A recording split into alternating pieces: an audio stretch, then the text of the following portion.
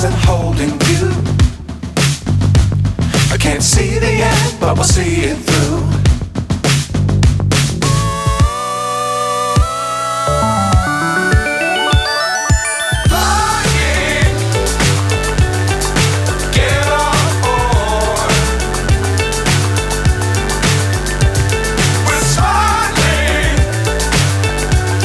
आज मैं एक बहुत ही ज़बरदस्त टीवी सीरीज़ की बात करने वाला हूं जिसका नाम है वाइकिंग्स, और मेरा रिकमेंडेशन इसके लिए मस्ट वॉच है। बहुत ही बढ़िया सीरीज़ रही है ये। और इससे पहले कि मैं रिव्यू शुरू करूं, आप लोग जल्दी से मेरे चैनल को सब्सक्राइब कर लीजिए ताकि आपको और भी टीवी सीरीज़ के रिव्यू की नोटिफिकेशन मिल सकें। डिस्क्रिप्शन की मैं बात करता हूँ तो ये सीरीज़ है रैगनार लॉथब्रोक और उसकी फैमिली के बारे में, कि कैसे वो वाइकिंग्स यानी कि अपने ट्राइब को लीड करता था और समुद्र के पार दूर दराज देशों में जाकर वहाँ रेड मारकर उन पर कब्ज़ा करता था। सो आइए और बात करते हैं इस टीवी सीरीज़ के बारे में। तो सबसे पहले ये जान लेते हैं कि वाइकिंग्स होते क्या हैं। सो वाइकिंग्स एक्चुअली मॉडर्न नाम दिया गया है उन लोगों को जो 8वीं शताब्दी से 11वीं शताब्दी तक समुद्र के जहाज़ लेके दूसरे देशों या कॉन्टिनेंट्स में जाके वहाँ पर उन्हें लूटते थे या फिर उनके साथ व्यापार करते थे या फिर वहीं सेटल हो जाते थे रहने के लिए और अपनी ट्राइब यानी कि अपनी जाति को उस देश में बढ़ाते थे। और ये लोग होते थे स्कैंडिनेविया देश से, जो कि वर्तमान समय में डेनमार्क, नॉर्वे और स्वीडन से मिलकर बनता है। ये देश यूरोप में आते हैं। इन्होंने समुद्री नाव और जहाज़ों के थ्रू पास के देशों पर तो धावा बोला ही था, साथ ही साथ बहुत दूर के देशों में भी ये गए थे, जैसे कि दक्षिणी यूरोप, उत्तरी अफ्रीका, बुल्गारिया, मिडल ईस्ट और उत्तरी अमेरिका। इसमें से लास्ट के दो हम लोग अच्छी तरह से जानते हैं। मिडल ईस्ट में आता है यूनाइटेड अरब एमिरेट्स, संयुक्त अरब अमीरात यानी कि इराक, ईरान, कतार, सऊदी अरेबिया वगैरह वगैरह। और नॉर्थ अमेरिका मोस्टली है वर्तमान समय का अमेरिका। वैसे और भी देश है नॉर्थ अमेरिका में। और सबसे ज़्यादा इन्होंने रेड मारी है ब्रिटेन यानी कि इंग्लैंड में और फ्रांस में। और ये लोग दूसरे देशों में तो अपनी प्रजाति को फैलाते ही थे, वहाँ से उस देश की संस्कृति का भी कुछ लाते थे अपने स्कैंडिनेविया में वापस। धीरे धीरे करके इन लोगों ने लूटने वाला काम कम कर दिया, बल्कि ये वहाँ पर जाके व्यापार करने में और बसने में ज़्यादा इंटरेस्टेड होने लगे थे। इसलिए बोलते हैं कि इन लोगों ने इतनी जगह अपनी एस्टेब्लिशमेंट्स बनाई है कि बहुत सारे देशों में वाइकिंग्स की फैमिलीज़ की जनरेशन्स आज तक भी चली आ रही हैं। इनका कल्चर कहलाता था नॉर्स कल्चर, और इनके भगवान मोस्टली ओडिन और थॉर होते थे यानी कि ग्रीक गॉड्स। हाँ, वही जिन पर आजकल मार्वल वाले खूब पिक्चर्स बना रहे हैं। आइए अब थोड़ा सा टीवी सीरीज़ की ओर चलते हैं। तो इसमें कुल मिला के 7 सीज़न है और ये दिखाया गया था 2013 से 2020 के बीच में, और इसमें टोटल 90 एपिसोड्स हैं। इसका सीक्वल वाइकिंग्स वालहाला करके ऑलरेडी इसी के तुरंत बाद शुरू भी हो गया है 2021 में, लेकिन मैंने वो अभी तक नहीं देखा है। आप लोगों ने अगर देखा है तो मुझे कमेंट्स में ज़रूर बताइएगा कि कैसी है वो वाली सीरीज़। अब ये सुनिए, ये किसी नॉर्मल टीवी नेटवर्क पर नहीं दिखाया गया है जैसे कि ABC network, CW network, NBC या AMC चैनल पर या शो टाइम वगैरह पर। ये दिखाया जाता था हिस्ट्री चैनल पर। जी हाँ, ये वही चैनल है जिसको हम सब लोग स्किप कर देते हैं और कभी देखते नहीं। और ये नेशनल ज्योग्राफिक डिस्कवरी चैनल के साथ जनरली ग्रुप होता है। और ये चैनल हम लोग तभी देखते हैं जब कभी भयंकर बोर हो जाते हैं नॉर्मल मूवीज़ या टीवी सीरीज़ से। लेकिन आप डरिए मत, ये कोई डॉक्यूमेंट्री सीरीज़ नहीं है जैसा कि जनरली इन चैनल्स पर दिखाया जाता है, बल्कि पूरी तरह से एक काल्पनिक लेकिन सच्ची ही सीरीज़ है। काइंड ऑफ इंस्पायर्ड सीरीज़ कह लीजिए। इस सीरीज़ के क्रिएटर और राइटर का नाम है माइकल हर्स्ट। तो ये सीरीज़ है रैगनार लॉथब्रोक नाम के कैरेक्टर के बारे में। कहते हैं कि इनका नाम वाकई में इतिहास में दर्ज है क्योंकि ये बहुत ही फेमस वाइकिंग रहे हैं अपने समय के। इन्होंने ही सबसे ज़्यादा इंग्लैंड और फ्रांस को रेड किया है। रैगनार को शुरुआत में एक किसान दिखाया है कैटिगेट नाम के गाँव में, और ये फेमस हो जाता है जब ये इंग्लैंड को रेड करता है और वहाँ का राजा बन जाता है अपने परिवार और दोस्तों की मदद से, जो कि युद्ध करने में माहिर है। जैसे जैसे कहानी आगे बढ़ती चली जाएगी, रैगनार के बेटे रैगनार की लेगेसी को फॉलो करते हैं और वो भी नए नए देशों पर रेड मारते हैं। एनीवे, कहानी बेसिकली नॉर्समैन के बारे में है और इनकी कहानी को लिखा गया था 13वीं शताब्दी में और कुछ 12वीं शताब्दी में भी लिखा गया था। कहते हैं कि वैसे तो कुछ हद तक जो कुछ भी लिखा गया था उसमें काल्पनिक कहानियाँ भी मिक्स थी सच्ची घटनाओं के साथ, और ये घटनाएं जो लिखी गई थी 12वीं और 13वीं शताब्दी में, ये दरअसल 200 से 400 साल पहले ऑलरेडी घट चुकी थी। खैर, सीरीज़ की शुरुआत वाइकिंग एज से होती है 793 AD में, यानी कि ऑलमोस्ट 8th सेंचुरी के लास्ट में। सो आइए अब थोड़ा सा प्लॉट डिस्कस कर लेते हैं। सीज़न 1 में दिखाया है कि रैग्नार लॉथब्रोक और उसका भाई रोलो बाल्टिक लैंड से युद्ध करके वापस आ रहे हैं, और ये ईस्ट में पड़ता है। लेकिन वहाँ पर ये लोग ऑलरेडी इतनी बार जा चुके हैं लूटपाट करने के लिए कि अब वहाँ पर कुछ बचा ही नहीं है, और उसको पूरी तरह से ये लोग एक्सप्लोर कर चुके हैं।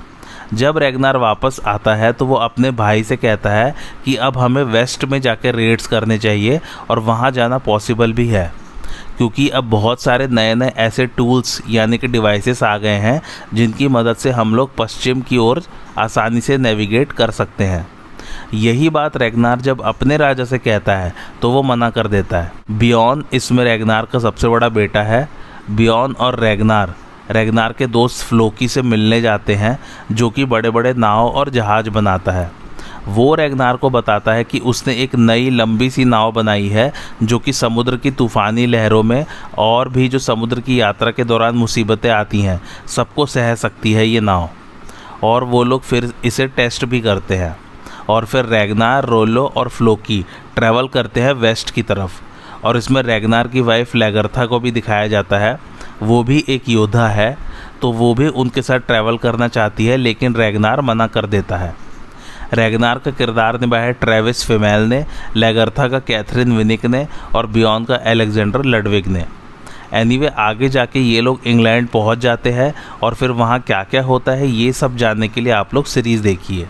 तो एक्चुअली थोड़ा सा इसका सेटिंग और प्रेमिस यहीं बता देता हूँ इससे पहले कि मैं आगे के सीजन्स की बात करूँ। तो वाइकिंग्स जनरली जाते थे नए नए देश और वहाँ रेड करते थे और फिर वापस आ जाते थे। कई बार कुछ लोग वहीं रह जाते थे अपनी प्रजाति यानी कि जनरेशन बढ़ाने के लिए। अब इस सीरीज़ में ना, जब ये लोग किसी देश में जाके रेड करते थे या हमला करते थे तो बहुत प्लानिंग के साथ करते थे, और यकीन मानिए इतने ज़बरदस्त सीन्स होते हैं ना ये प्लानिंग वाले इस सीरीज़ में। पूरी स्ट्रेटजी बना के ये लोग हमला करते थे और वहाँ लूटपाट करते थे। मतलब अगर एक एग्ज़ाम्पल देना हो तो इसमें युद्ध वाले सीन्स या battle strategies game of thrones के जैसी ही है, बल्कि उससे अच्छी भी है कह सकते हैं। आप एपिसोड्स में इतना खो जाएंगे कि आपको पता ही नहीं चलेगा कि कब एपिसोड ख़त्म हो गया। तो वो बैटल स्ट्रेटजी वाले सीन्स मुझे बहुत ऑसम लगते थे। अच्छा, दूसरी बात, इसमें सभी कैरेक्टर्स की पर्सनल लाइफ भी साथ साथ चलती रहती है। तो जैसा कि आपको पता ही है, उस समय दूसरी शादी करना और उनके साथ बच्चे होना बहुत ही आम बात हुआ करती थी, तो वो सब भी दिखाया गया है इसमें। और हाँ, इसमें पॉलिटिक्स भी अच्छी खासी चलती रहती है। अब जैसे रैग्नार आगे जाके स्कैंडिनेविया का राजा बन जाता है, तो वहाँ कैसे उसको मारने की या राजा के पद से हटाने की साजिश चलती रहती है, वो सब भी दिखाया गया है। उसके बाद जहाँ भी ये जाते हैं तो वहाँ पर भी ये लोग कब्ज़ा करके अपना राजा बिठा के आते हैं, या फिर उसी राजा से संधि करके उसको अपने पक्ष में कर लेते हैं। तो उन दूसरे देशों की भी कहानी साथ साथ चलती रहती है। मतलब ओवरऑल बहुत सारे प्लॉट लाइंस एक साथ चलते रहते हैं। उसके बाद और भी नए नए देश जाकर रैग्नार वहाँ अपना व्यापार बढ़ाने की कोशिश करता रहता है, और कुछ अपने ट्राइब के लोगों को वहीं रहने के लिए छोड़ के भी आता है। कैरेक्टर्स की और बात करें तो इसमें रैग्नार की दूसरी बीवी भी दिखाई जाएगी, और उनसे होने वाले बच्चे भी मेन कास्ट में रहेंगे। उसके बाद एक प्रीस्ट जुड़ता है जो कि रैग्नार को इंग्लैंड के तौर तरीकों में गाइड करता है। एक सीयर यानी कि जो भविष्य बताता है, उसका कैरेक्टर भी आएगा। रैग्नार उसके पास अक्सर जाता रहता है जब भी उसको कुछ जानना होता है या एडवाइस लेनी होती है। और हाँ, रैग्नार की पहली बीवी आगे आने वाले एपिसोड में सभी बैटल्स में कंधे से कंधा मिला के सबसे लड़ती है। सीज़न 2 में दिखाते हैं कि रैग्नार अब वाइकिंग्स को लीड कर रहा है, यानी कि काइंड ऑफ उनका किंग बन चुका है, और इंग्लैंड के राजा होरिक के साथ मिलके वो और भी ज़मीन पर जाके वहाँ रेड करना चाहता है। इधर रैग्नार दूसरी शादी कर रहा है एस्लॉग नाम के कैरेक्टर से, और लैगर्था इस बात का अपोज करती है और वो रैग्नार को छोड़ के चली जाती है। अच्छा, मैं ये बता दूं कि कहानी में एक साथ बहुत कुछ चल रहा होता है। सभी कैरेक्टर्स की पर्सनल लाइफ पर इंडिविजुअल तरीके से फोकस किया गया है, जैसे कि रैग्नार का भाई रोलो, रैग्नार का बेटा बियॉन, लैगरथा, एस्लॉग, फ्लोकी और भी ढेर सारे कैरेक्टर्स। तो सब कुछ यहाँ बताना मुश्किल है। ये प्लॉट्स मैं आपको सिर्फ ऊपर ऊपर से बता रहा हूँ। जब आप सीरीज़ देखेंगे तब आपको और भी मज़ा आएगा। थर्ड सीज़न में रैग्नार पेरिस पर हमला कर देता है, लेकिन वहाँ की सेना कुछ ज़्यादा ही स्ट्रांग निकलती है। तो कैसे फिर रैग्नार स्ट्रेटजी बना के पेरिस में घुसता है, यही इसका मेन प्लॉट है। और यकीन मानिए, मेरे ख्याल से ये बेस्ट सीज़न है पूरी सीरीज़ का। बहुत ही मस्त दिखाया गया है पेरिस में लड़ाई। फोर्थ सीज़न में दिखाया है कि पेरिस में लड़ाई तो जीत जाते हैं, बट रैग्नार जब कैटिकेट वापस आता है तो वो बहुत बुरी तरह बीमार पड़ जाता है, तो उसकी मौत की अफवाह उड़ जाती है। और दूसरी तरफ लैगरथा, फ्लोकी, एस्लॉग और रोलो, इन सब की कहानियाँ तो चलती ही रहती है। फिफ्थ सीज़न में दिखाया है कि रैग्नार के बच्चों में आपस में ही युद्ध छिड़ गया है कि कौन राजा बनेगा। तो रैग्नार के टोटल 4 बच्चे दिखाए हैं। उनके नाम है उबे, हुइत्सर्क और आइवार। और बियॉन तो था ही। बियॉन लैगरथा से पैदा हुआ था और बाकी 3 एस्लॉग से। आइवर को इसमें लंगड़ा दिखाया गया है। आइवर का किरदार निभाया एलेक्स हो एंडरसन ने। और यकीन मानिए, ट्रेविस फिमेल के बाद जिन्होंने रैग्नार का किरदार निभाया है, सबसे ज़बरदस्त एक्टिंग इसी बंदे की है, आइवर की। आइवर के किरदार को इतना मस्त निभाया ना एलेक्स एंडरसन ने। बहुत ही ऑसम एक्टिंग की है एलेक्स ने आइवर की। और वो लंगड़ा होते हुए भी बहुत ज़्यादा एम्बिशियस है और अपने सभी भाइयों पर भारी पड़ता है। अब आप खुद ही समझ लीजिए कि कितनी ज़बरदस्त एक्टिंग की होगी इन्होंने, जब उन्हें इतना स्ट्रॉन्ग कैरेक्टर निभाना है। तो एनीवे, तो एक तरफ हो जाते हैं आइवर और हुइत्सर्क किंग हैरल्ड के साथ, और दूसरी तरफ है लैगरथा और उबे और उनकी आर्मी। तो इस तरह से गृह युद्ध छिड़ जाता है सभी भाइयों में। उधर बियॉन की अलग कहानी चल रही है, क्योंकि वो समुद्र के रास्ते से नई ज़मीन खोजने और उन पर कब्ज़ा करने के लिए गया हुआ है। फ्लोकी की भी अलग कहानी चल रही है। और फिर खैर बाद में रोलो वापस आ जाता है और बियॉन भी वापस आके अपनी माँ लैगरथा का साथ देता है आइवर को हराने में। बट अल्टीमेटली आइवर जीत जाता है और फिर उसके राज में एक बहुत ही बुरा दौर शुरू होता है कैटिकेट में। एक कैरेक्टर और जुड़ता है और वो है किंग एथलवुल्फ का। ये इंग्लैंड का किंग है। इसकी भी कहानी अलग से चलती रहती है। 6th सीज़न में भी कहानी ऐसे ही चलती रहती है और आइवर को हराने में सब लोग लगे रहते हैं। 3rd सीज़न के बाद मेरे ख्याल से 5th सीज़न सबसे अच्छा रहा है। एनीवे, मेरी तरफ से रिकमेंडेशन मस्ट वॉच है। मस्ट वॉच इसलिए तो है ही कि कहानी बहुत ही ज़बरदस्त है, लेकिन इसमें आपको जब पता चलता है कि पुराने समय में वाकई में ऐसा कुछ हुआ था, तो देख के और भी मज़ा आता है।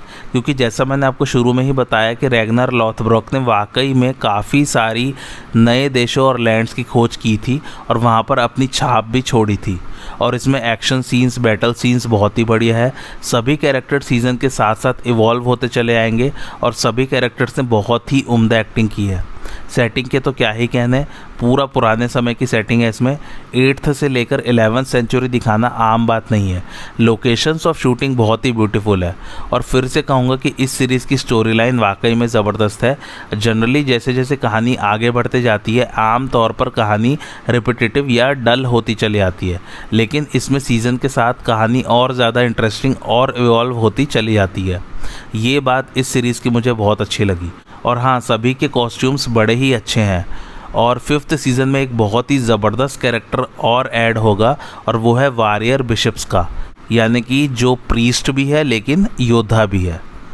अब आइए कुछ मज़ेदार फैक्ट्स की बात करते हैं। पहला फैक्ट काइंड ऑफ फैक्ट नहीं है, इन्फॉर्मेशन है। नॉर्स पीपल एक्चुअली में अपने आप को वाइकिंग्स नहीं कहते थे। वाइकिंग्स काइंड ऑफ एक प्रोफेशन था जिसमें कुछ नॉर्स पीपल समुद्र के रास्ते से जाके दूसरे देशों में लूटपाट करते थे। दूसरा फैक्ट है कि जब हुइत्सर्क और आइवर के रोल मार्को इल्सो और एलेक्स हो एंडरसन को मिल गए थे, तब प्रोडक्शन वालों ने इन दोनों को मना किया था किसी को भी बताने से कि उन्हें रोल मिल गए हैं। तब दोनों जब एक दूसरे से मिले तो दोनों ने एक दूसरे को बोला कि उन्हें रोल नहीं मिला है वाइकिंग्स में। तीसरा फैक्ट है कि इसमें 2 बहुत ही अहम किरदार है हेल्गा और टोरवी के, जिन्हें निभाया जॉर्जिया हर्स्ट और मॉड हर्स्ट ने। और ये दोनों रियल लाइफ में सिस्टर्स हैं और इनके फादर माइकल हर्स्ट हैं, जो कि इस सीरीज़ के क्रिएटर और राइटर हैं। चौथा फैक्ट यह कि इस सीरीज़ में रेवन पक्षी को बहुत दिखाया गया है। कहते हैं कि ओडिन के 2 रेवंस हैं जिनके नाम है ह्यूगिन एंड म्यूनिन। इसका मतलब है इंग्लिश में थॉट एंड मेमोरी। ये 2 रेवंस हमेशा इधर उधर उड़कर इन्फॉर्मेशन इकट्ठी करते रहते हैं और ओडिन को देते हैं, ऐसी मान्यता है, तो इसलिए इसमें रेवंस दिखाए गए हैं। 5वां फैक्ट है कि आइवर का कैरेक्टर एक सच्चे ऐतिहासिक इंसान पर बेस्ड है। 6वां फैक्ट है कि गुस्ताव स्कार्सगार्ड जिन्होंने फ्लोकी का किरदार निभाया है, उन्होंने रैग्नार के रोल के लिए ऑडिशन दिया था, और ट्रेविस फिमेल जिन्होंने रैग्नार का किरदार निभाया है वो फ्लोकी का किरदार प्ले करना चाहते थे। 7वां फैक्ट है कि इस सीरीज़ में फ्लोकी का कैरेक्टर आइसलैंड चला जाता है काफ़ी सारे लोगों के साथ, लेकिन रियल लाइफ में गुस्ताव स्कार्सगार्ड ही सिर्फ आइसलैंड जाके शूट किए थे, बाकी सब ग्रीन स्क्रीन के सामने शूट किए थे स्टूडियो में ही। 8वां फैक्ट है कि पहले सीज़न में 9 एपिसोड्स हैं और नॉर्स माइथोलॉजी में 9 नंबर का बहुत ज़्यादा महत्व है, उसे बहुत अच्छा नंबर माना जाता है। 9वां फैक्ट ये सुनिए, तो इस सीरीज़ की कहानी 2 बहुत ही ऐतिहासिक आइसलैंड की किताबों से ली गई है जो कि 12वीं और 13वीं शताब्दी में लिखी गई थी। बुक्स के नाम आइसलैंडिक भाषा में कुछ और हैं, मैं उसे प्रोनाउंस नहीं कर सकता, इंग्लिश में बता रहा हूँ आपको। The saga of Ragnar Lothbrok and tale of Ragnar sons. कुछ लोग का मानना है कि बुक्स के हिसाब से मेन प्रोटैगनिस्ट यानी कि मेन कैरेक्टर एस्लॉक का है। एस्लॉक जैसा कि मैंने बताया ही आपको कि वो रैग्नार की दूसरी बीवी है जिससे रैग्नार को 3 बच्चे हुए थे। लेगर्था का नाम तो है भी नहीं बुक्स में, लेकिन एक किताब है जिसमें डेनमार्क का इतिहास दर्ज है, उसमें लेगर्था का किरदार आता है और कहते हैं कि ये टोटली काल्पनिक किरदार है, सिर्फ किताब के लिए बनाया गया था, जबकि रैग्नार और बाकी सारे कैरेक्टर्स एक्चुअल में एग्जिस्ट करते थे। 10वां फैक्ट है कि किताबों के हिसाब से रैग्नार डेनमार्क और स्वीडन का राजा था और डेनमार्क में जो बाद में राजा बने वो सब रैग्नार के ही वंशज थे। 11वां फैक्ट है कि इस सीरीज़ का नाम पहले रेड रखा जाने वाला था। 12वां फैक्ट है कि रोलो को इसमें पहले रैग्नार का कज़िन दिखाने वाले थे, लेकिन फिर रोलो को रैग्नार का भाई दिखाया गया। 13वां फैक्ट है कि माना जाता है कि रैग्नार भगवान ओडिन का ही वंशज था, लेकिन किताबों के हिसाब से एस्लॉक थी ओडिन की वंशज, इसलिए आज भी कई लोग वहाँ के कहते हैं कि वो लोग एस्लॉक के वंशज हैं, ना कि रैग्नार के। 14वां फैक्ट है कि रोलो का कैरेक्टर रियल लाइफ वाइकिंग पर बेस्ड था जिसका नाम था ह्रोल्फ, HROLF, और उसने रियल लाइफ में काफ़ी हिस्से फ्रांस के जीत लिए थे और वो उत्तरी फ्रांस में नॉर्मेंडी नाम की जगह का राजा भी था। रोल्फ के वंशज बाद में ड्यूक्स ऑफ नॉर्मेंडी कहलाने लग गए थे और वो पर दादा था विलियम डूक का, जो कि 1066 में विलियम द कॉन्करर नाम से प्रसिद्ध हो गया था और उसे विलियम वन ऑफ इंग्लैंड के नाम से भी जानते थे लोग, और ये वर्तमान में ब्रिटिश रॉयल फैमिली के पूर्वजों में से एक रहा है। 15वां फैक्ट ये कि ये वैसे इन्फॉर्मेशन ही है, इसमें कई बार इंग्लैंड का नाम लिया जाता है, जबकि 8वीं से 11वीं शताब्दी तक इंग्लैंड नाम था ही नहीं एग्जिस्टेंस में। उस समय ये नाम थे वेसेक्स जो कि दक्षिणी हिस्सा था, ईस्ट एंग्लिया यानी कि पूर्वी हिस्सा, मर्सिया यानी कि मिडलैंड्स या मध्य का हिस्सा, नॉर्थम्ब्रिया उत्तरी हिस्सा, और सेल्टिक जो कि नाम था ब्रिटिश राज्य कॉर्नवॉल का। जब तक वाइकिंग्स नहीं आए थे ये सब राज्य आपस में ही लड़ते रहते थे, लेकिन वाइकिंग्स के आने के बाद इन सभी राज्यों ने आपस में सुलह कर ली और गठबंधन बना लिया। तब जाके बहुत समय बाद इन सबको मिला के उस जगह का नाम इंग्लैंड पड़ा या यूनाइटेड किंगडम पड़ा। 16वां और आखिरी फैक्ट ये है कि यह भी इन्फॉर्मेशन ही है वैसे, बुक्स में रैग्नार का तो जिक्र है ही, लेकिन उसके बाद सबसे ज़्यादा अकाउंट आइवर के बारे में ही लिखा हुआ है, क्योंकि उसका भी बहुत बड़ा योगदान रहा है वाइकिंग्स के इतिहास रचने में, और सीरीज़ में भी इन्हीं दोनों कैरेक्टर्स को सबसे ज़्यादा महत्व दिया गया है। तो इसलिए भी रेकमेंड करता हूँ ये सीरीज़, क्योंकि ये सच्ची घटनाओं पर आधारित है और बुक्स को बहुत ही क्लोजली फॉलो किया गया है। ज़्यादा कहानी में फेरबदल करने की कोशिश नहीं की गई है, जैसा कि आम बात है आजकल की हॉलीवुड मूवीज़ में नॉवल से कहानी को लेके। IMDb रेटिंग की बात करें तो वो है 8.5, जिसे रेट किया है लगभग 5,35,000 लोगों ने। अब आप खुद ही समझ सकते हैं कि कितनी ज़बरदस्त है ये सीरीज़। 5.5 लाख ऑलमोस्ट लोगों के रेट करने के बावजूद 8.5 रेटिंग है, तो आप ज़रूर देखिए सीरीज़ को, बहुत ही ज़बरदस्त सीरीज़ है, बहुत ही बढ़िया सीरीज़ है। और आपको आज का रिव्यू कैसा लगा मुझे कमेंट करके ज़रूर बताइए, और मेरे चैनल देसी अंग्रेज को लाइक शेयर और सब्सक्राइब ज़रूर कीजिए। Thanks for watching.